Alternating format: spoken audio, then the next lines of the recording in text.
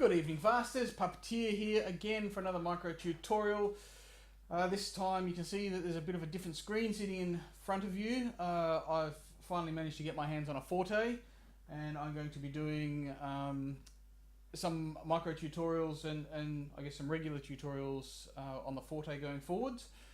And I guess we're going to start off the same way we started off some of the PC3 video tutorials, by just having a little bit of a brief tour. I guess a Forte 101, as it were. The Forte has got essentially the same architecture as the earlier models, the K series and the PC3 series, and we'll just run through that quickly tonight. I guess one of the first things to have a look at is I've changed the user type to advanced here. So you've got regular and you've got advanced. Now if you change it to advanced, you can get in and see some of these things we're looking at. So if you go to your Forte and try and do this without setting this to advanced mode, some of the buttons aren't going to do what you're expecting. So I guess we'll start at the multi mode, and this is the multis is what used to be called setups in PC3 days and K series days, and these are really the overall, I guess, controller assignments of the Forte, and you can have a number of different zones, and each zone can hold within it,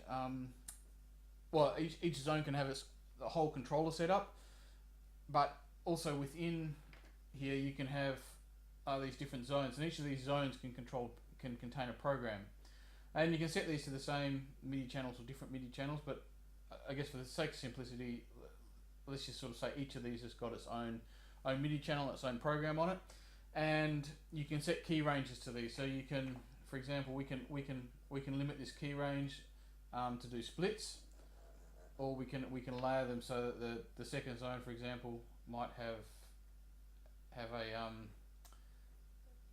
a second. It might be like a layer.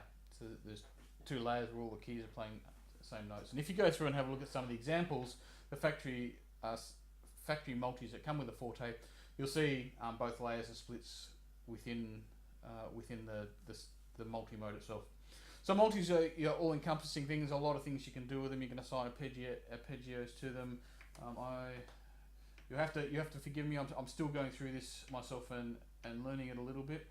But it looks like we haven't got the riffs that have come across from the PC3 at this stage. Hopefully it's coming soon one day, but for now we've certainly got arpeggios within the multi-mode. But one of the things you can now do on the Forte is that the arpeggios can be set, or the arpeggiators can be set within the program mode itself. Okay, so the multi, sitting below the multi is the programs, and as I said, you can have a program in each of these zones. So let's just go and have a quick look at programs by pressing the program button. So a program consists of a number of layers, and each layer has got its own synthesis structure. And if we press edit and go in and have a look at the algorithm, this is essentially a layer. So each layer can have its own synthesis architecture. You can see here this is algorithm 1, but the synthesis architecture changes as we go through these. It's also possible to cascade these layers between each other, and in a much the same way as we did in the PC3 with the Cascade tutorial. I'll go and do some of these with a Forte in the future, but you can cascade between layers in exactly the same way as you could with the PC3. Okay, so a program can consist of up to 32 layers, and I guess a layer is really the building block of the synthesis sound. It's where you build the sound. A certain amount of DSP resources is assigned to each layer, and each layer can also have its own effects set up, and you've got some global effects buses that are used by all programs and all multis that are loaded at any one time. Okay, so at the top level we've got the multi. Under that we've got a program which consists of a number of layers.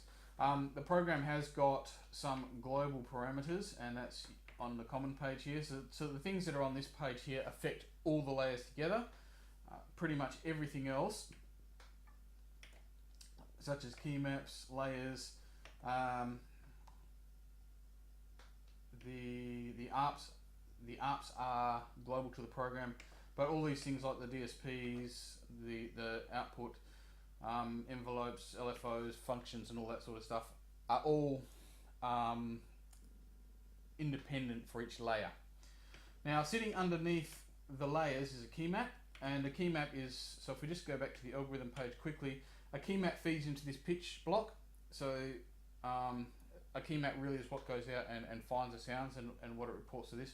You can overwrite what goes into this by using the DSP oscillators, things like, so if we go and look at sine, for example.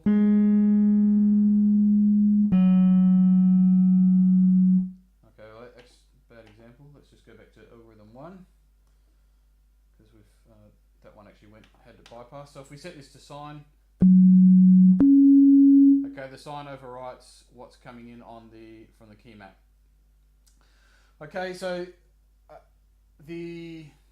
so we've got at the top layer a multi. Under that is a program that consists of a number of layers. Now each layer has a key map that feeds into it. So if we go and have a look at the key map page, so in this case it's the German piano. So let's just set this back to none so we can hear it. Okay, and you can change these key maps as what changes the sound. So we've got Rhodes playing there, a harpsy lute. So that's it's essentially what chooses the sound. Now below the key map is another layer, and that's where the individual samples are come from. So if we go back to the German piano we've got here, if we press the edit key and go into this, which is down below the main buttons here, what we've got is up the top here. This tells you what sample is assigned to the key that's highlighted. So you might just be able to see the very bottom key here, and as we scroll through this key range, you'll see that we're going through each of the keys, and there's a different sample assigned to each of these keys. In this case, you don't have to. You can use one sample and spread it across a keyboard, taking into account the transposition limits that is imposed by the DSP. You can only transpose up a certain amount before you get to the maximum sample rate. But essentially, you can have a sample per key, and then on top of that is, underneath this, you've got your velocity range. So you can have a sample for every velocity range over every key as well. So you can have, I think this, you have 8 velocity levels. So you can have 8 different velocity levels for every key, and each of those can have its own sample assigned to it. Okay, and below this you've got, if we go edit again, we go into the sample page here. We can set a number of different parameters, start point, end point. There's all, lots and lots of different parameters there. But the sample really is the lowest level within the Forte. So let's just get out of all of this. Okay. Now what we've got on top of this is that we've got there's the effects that sit alongside. Now normally the effects are assigned at the program or the layer level. So the effects kind of hang off the end of layers. Now generally you assign a program effects which is assigned to all the layers together, but what you can do is if there's individual layers that you need special effects treatment for, you can single them out and you can send them to their own individual insert bus.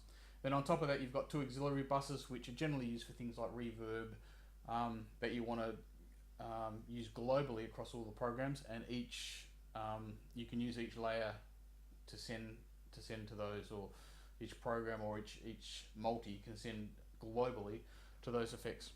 Okay, at this stage the Forte doesn't have a sequencer in it. Keep our fingers crossed that does come in the future. I guess some of the other things that you've got on the panel is that over to the left you've got the real-time sliders, and by moving those you can see that the parameters come up here. So if we just go back and I guess go to the piano, we move some of these, you can see that there's some filter changes.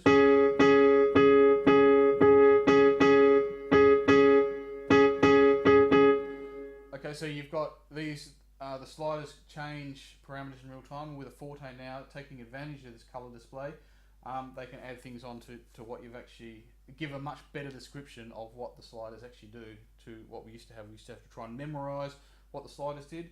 Kurzweil now bring this straight to us. So that's just a real quick overview of the Kurzweil Forte. It's great that I've now got my hands on one and can start looking at things. The samples on it sound fantastic. I've had a little bit of a play around tonight with some of the programs and just going through and seeing what they've done. And look, I hope to be doing some more of these tutorials in the near future. And yes, thank you for tuning in, and I will talk with you all again soon. See you later.